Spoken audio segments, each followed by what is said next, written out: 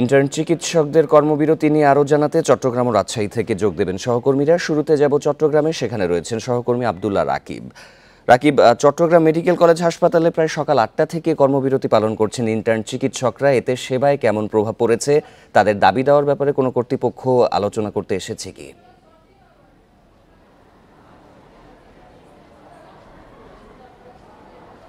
শিক্ষার্থীরা এবং ইন্টার্ন চিকিৎসকরা মূলত যে দাবিতে আন্দোলনটি করছেন বা কর্মসূচি দিয়েছেন, তাদের এই কর্মবিরতির কারণে আউটডোর এবং জরুরি বিভাগ আর পাশাপাশি ওটির সেবা চলমান থাকলেও ওয়ার্ডগুলো, বিশেষ করে যে ওয়ার্ডগুলোতে ভর্তিকৃত রোগীরা আছেন সেই ওয়ার্ডগুলোতে আসলে সেবা বিঘ্নিত হচ্ছে।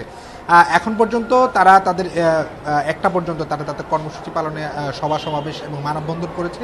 তবে দুপুর 2টার দিকে আসলে কিছুক্ষণ সময় আগে তারা চট্টগ্রাম মেডিকেল কলেজ হাসপাতালের যে পরিচালক রয়েছেন সেই পরিচালকের সাথে তারা কথা বলেছেন এবং তারা তাদের দাবির সপক্ষে একটি স্মারকলিপি দিয়েছেন, সেটি যাতে সরকারের যথাযথ দপ্তরে পৌঁছে দেওয়া হয়। এবং আমরা মেডিকেল কর্তৃপক্ষের সাথে কথা বলেছি, তারা যেটি বলছেন কিছুটা প্রভাব পড়লো, তবে সেটি ব্যাপক আকারে নয়। এবং তারা যেহেতু বলছেন যে এখানে অন্যান্য আবাসিক চিকিৎসক সহ অন্যান্যরা আছেন, অন্যান্য ডিগ্রিধারী চিকিৎসকরা, ফলে সেই পরিমাণ ঘাটতি তারা আসলে দেখছেন না।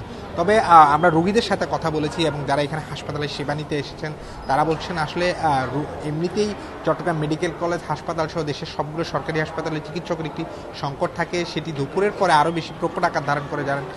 কারণ যারা সিনিয়র চিকিৎসকরা আছেন এবং বিশেষজ্ঞ চিকিৎসকরা আছেন তারা তাদের প্রাইভেট প্র্যাকটিস করতে অন্যত্র চলে যান, ফলে একটি সংকট তৈরি হয় দুপুরের পরেই মোটামুটি। এবং সেই চিত্রটি চট্টগ্রাম মেডিকেল কলেজ হাসপাতালে আমরা দেখছি। রোগীরা ওয়ার্ডগুলোতে আসলে যে পরিমাণ সেবা পেয়ে থাকেন সেটি আজকে কিছুটা বিঘ্নিত হচ্ছেন এবং তারা কম পাচ্ছেন। এবং তারা, আমরা দেখেছি, দীর্ঘ সময় অপেক্ষা করতে হচ্ছে চিকিৎসক না আসার কারণে, বা ইন্টার্ন চিকিৎসকরা আসলে একটা ওয়ার্ডে যখন রোগী আসে তখন প্রথমেই আসলে ইন্টার্ন চিকিৎসকদের মাধ্যমে সেটি মূল চিকিৎসকদের কাছে যাওয়া হয়, ফলে সেটির ক্ষেত্রে একটি দীর্ঘসূত্রিতা তৈরি হয়েছে, সময় ক্ষেপণ হচ্ছে এবং রোগীরা অপেক্ষার প্রহরটি একটু বাড়ছে।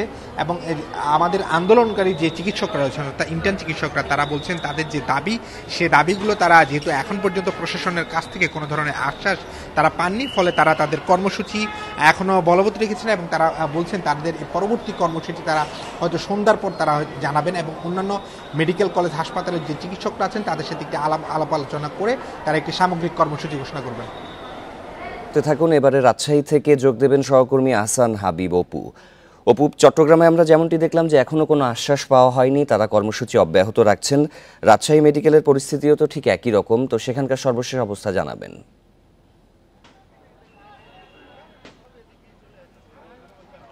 এই ইন্টার্ন চিকিৎসকদের এই যে কর্মসূচি, সেই কর্মসূচি ঘোষণার যেটি তারা কার্যকর শুরু করেছে মূলত দুপুর 12টার পর থেকেই ইন্টার্ন চিকিৎসকরা তারা হাসপাতাল থেকে বের হয়ে রাস্তায় দাঁড়িয়েছে এবং রাজশাহী মেডিকেল কলেজের সামনে দুপুর 12টার পরেই তারা মানববন্ধন কর্মসূচি পালন করেছে।